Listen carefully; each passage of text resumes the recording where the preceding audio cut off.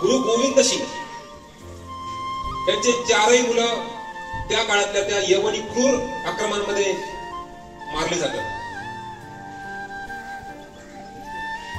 गुरु गोविंद सिंहाची पत्नी माता सुंदरी देवी त्यांना म्हणतात की आपली चारही मुलं मारले गेले. तर त्यावेळेस गुरु गोविंद सिंह काय म्हटले, देश धर्म के वास्ते वार दिए सुत चार, देश धर्म के वास्ते वार दिए सुत चार, चार मरे तो क्या हुआ, जीवित कई हजार. माझे चार स्वतःच्या पोटचे पोरं गेले, पण हजारो माझे तरुण मुलं आज या देशामध्ये जिवंत आहेत. मला त्यांच्यासाठी लढणं गरजेचं, त्यांच्यासाठी काम करणं गरजेचं आहे.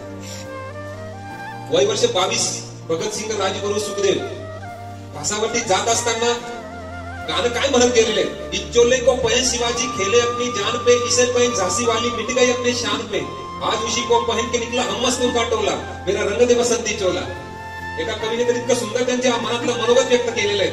खळखळू दे हृदय शृंखला हाता पायात, पोलादाची काय तमा मरणाच्या दारात, श्वासांनो जा वायू संगे ओलांडून भिंत, आणि आईला आमच्या कळवा हृदयातील खंत. श्वासांनो जा वायू संगे ओलांडून भिंत, आणि आईला आमच्या कळवा हृदयातील खंत. सांगा आई तुझी ही लेकरे, बद्ध करांनी अखेरचा तुझं करती प्रणिपात. आई त्यांची ज्यावेळेस भेटायला आली भगतसिंगांना, तर त्यावेळेस भगतसिंग काय बोलले, भारत मातेची सेवा करता करता आई मला तुझी सेवा करता नाही आली. कशाच आई भिजाविषयी डोळे उजळ तुझे भालं.